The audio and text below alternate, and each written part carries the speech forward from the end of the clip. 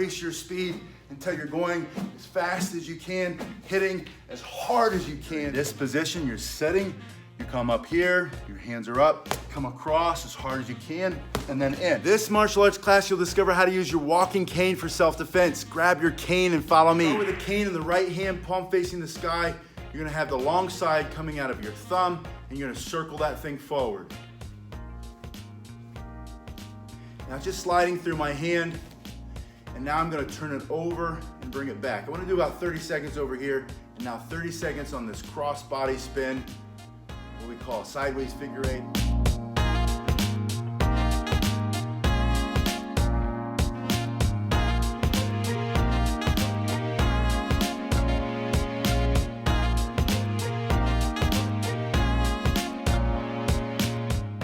Infinity spin.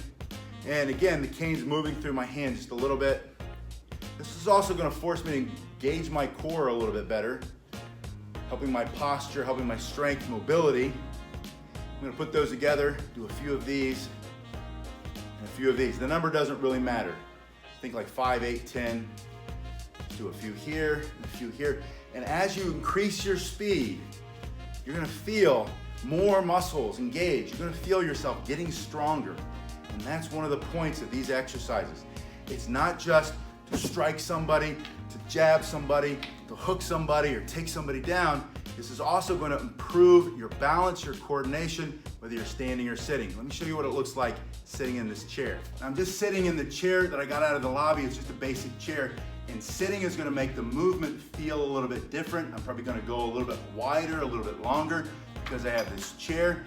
But it's the exact same movements. It's the same things you can do standing and sitting. In the left hand, palm facing up, you're gonna do this forward spin. Now, if you're like me and you don't need the cane for mobility yet, or right now, learn how to do this anyway. Why not? And if you're gonna teach somebody else, you better know how to do this.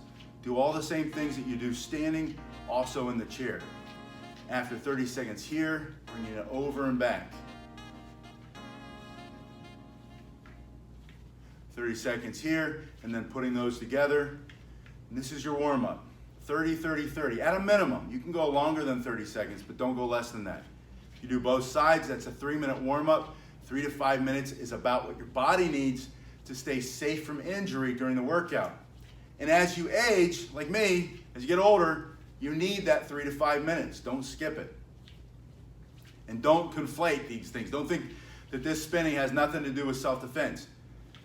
You're not going to sit here spinning and dare someone to come in. It'll bounce off of them and you'll lose your cane. That's not the purpose of it. That's not why I have you doing it. Get right into the strikes. Put your weight on the cane. Put it in the right hand. Bring your hand up and let it slide down a little bit so you're no longer on the crook. Put your here right on the shaft. Now that sliding is going to be made easier with all of the spinning that you're doing. So don't neglect the spinning. I know I'm beating that horse to death, but I want you to really know that. Now, slide in here with your right foot, stepping forward. Your hand came down here, and you're gonna do this first strike. Think of going from the eyeball to the cheek or the clavicle to the rib. That right foot forward, it's in my right hand. I'm slicing through and slicing. Now, there's a difference. Baseball bat, think about chopping, right? An axe, you're chopping. You don't wanna chop. You want to slide like a knife or like a sword. That's going to keep this from breaking. It's also going to make you smoother and faster, and it's going to hit them a whole bunch harder. So you're going to bring this up here, slice through, and then bring it the other shoulder, slice back. So I have from my right shoulder through, and then from my left shoulder back. And now I want you to turn your palm down and bring it up the opposite direction, and bring it up the opposite direction the other way. So I have 1, 2, 3, 4. Now 5 comes through the middle, 6 comes back. These are horizontal strikes. You can do them at any level, through the head, through the body, through the knees, and you can do them on a person who might be attacking you, or maybe it's a rabid dog. We've talked about that a lot. Maybe not rabid, maybe just a savage dog that's off the chain, running around hurting people. You have these basic strikes. All of them can just go lower.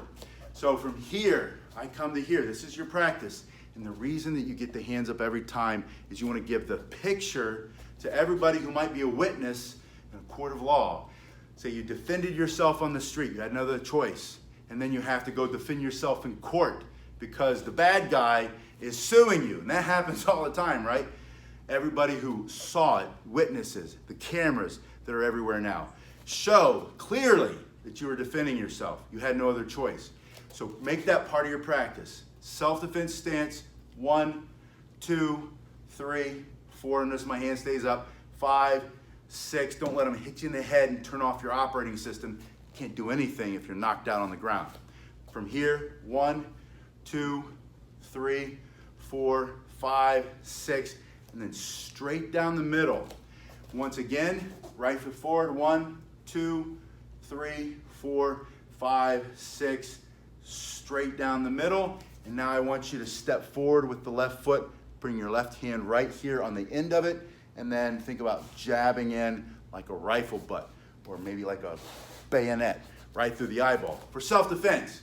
So you're here, 1, 2, 3, 4, 5, 6, straight down, up, and in, and then repeat the same thing on the left side. And the left hand sliding up, 1, 2, 3, 4, 5, 6, stepping and jab. Now, 2 minutes practicing that whole thing. Once you get it, go slowly at first.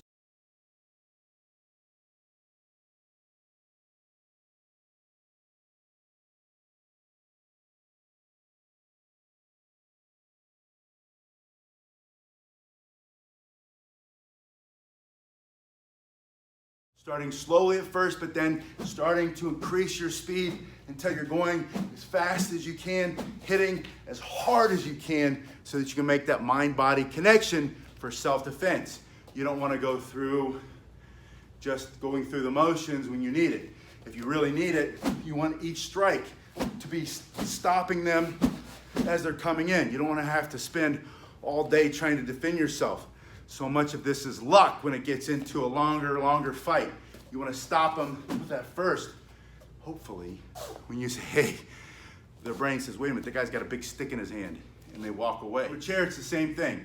You start in the same protective position. Your hands up, you use a verbal command. Sometimes if you mean it and you say, stop, stay, but you say it in a way that they know that you mean it, that can stop a lot of people. You have to learn how to do that. So much of self-defense is in here, and what was it, Mr. Miyagi says, never here, it's here. Well, it's in here too. You have to be able to look them right in the eye and say, look, man, back up. You don't have to like me. You don't have to like who I am, where I come from, the color of my skin, but you can't touch me. You can't mess with me. Back off. So you do that. This is the first motion. Practice that. Get louder. Get more intent when you say it.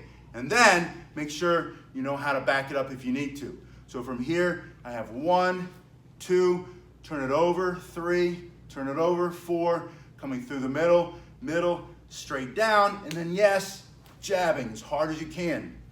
Try it on the other side. Slice it up, 2, 3, 4, 5, 6, hard as you can, jab. Slow as smooth, smooth as fast. Take your time. Always from here to here. Make this part of the thing. Even if you're in the chair, you want to show everybody you try to defend yourself first. It's very important. 1, 2, 3, 4, 5, 6, 7, and then gradually going faster until you're hitting with full speed, full intention, full power, and as quickly as you can. Now let's say they close the distance very quickly. They're right on top of you. They're right in your face, and you can't get your hands up and do that first strike. What I want you to do is still bring your hands. You're always going to try to guard your head. Don't let them knock you out. From here, see how I have this here? I'm going to turn this over, and I'm going to bring it straight across. Now, if I need to, I can grab the other one and pull it across, but then I'm going to jam it straight back in. So from here, they're right on top of me. They're face to face. I still bring my hands up as much as I can, and then when I can put my other hand here, and I'm going to bring it across. Just think of back, and see how that kind of turns my shoulders back a little bit, and then in to your face. Now, if you can't get the other hand on the cane, just bring it across, and then once you clear it, push it in. Let me show you what that looks like on the bag. All right, this is what I'm talking about. They close the distance. They're right in your face. There's no room to get your staff up and hit them. And if you do, it's a very weak hit. You can't hit very hard.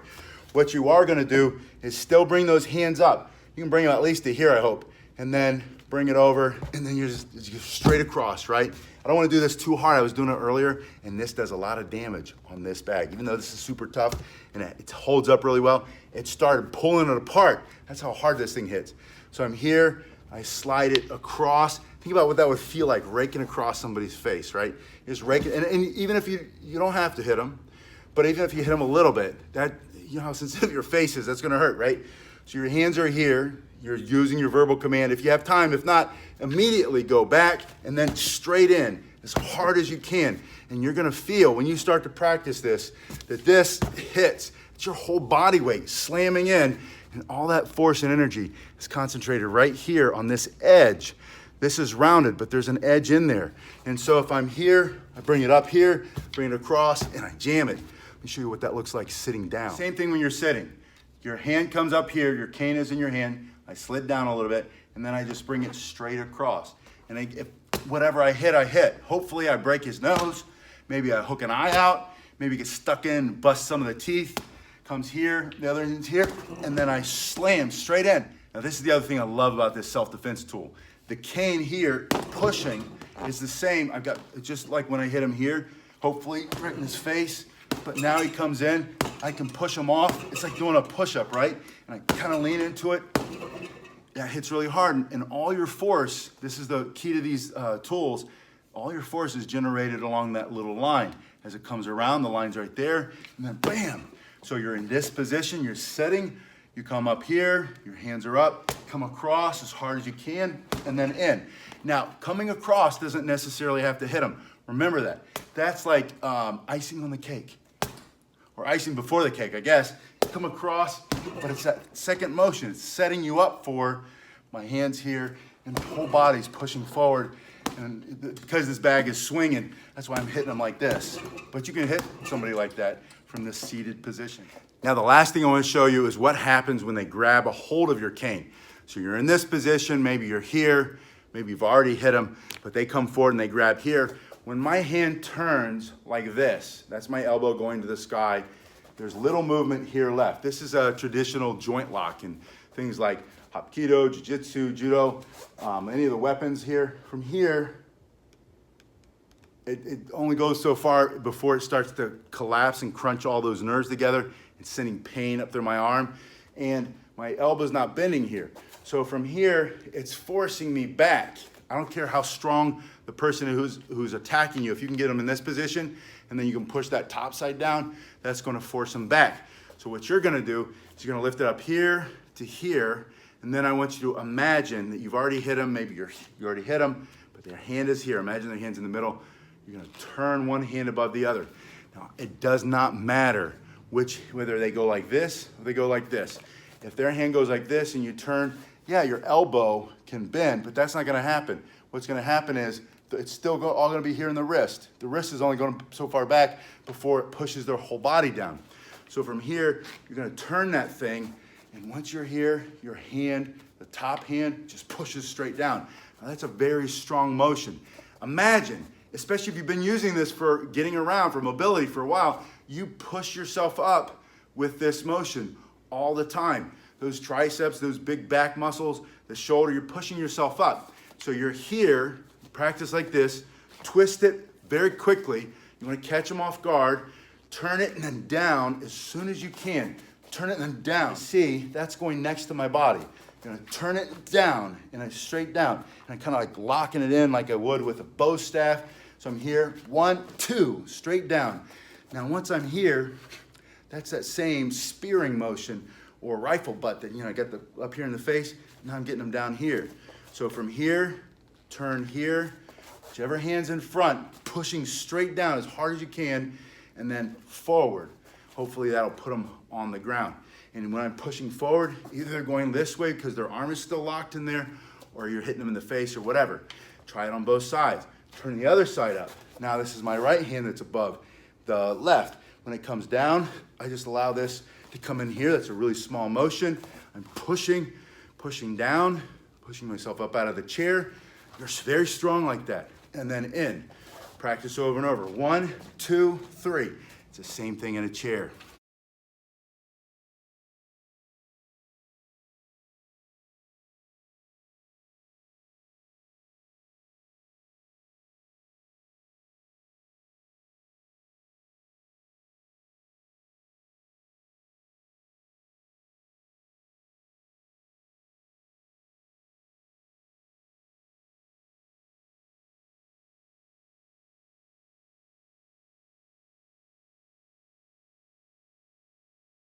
Now check out these other videos on the cane and let me know in the comment section below what else you would like to work on, maybe some certain scenarios that pop into your head, and we'll go over them in the next video.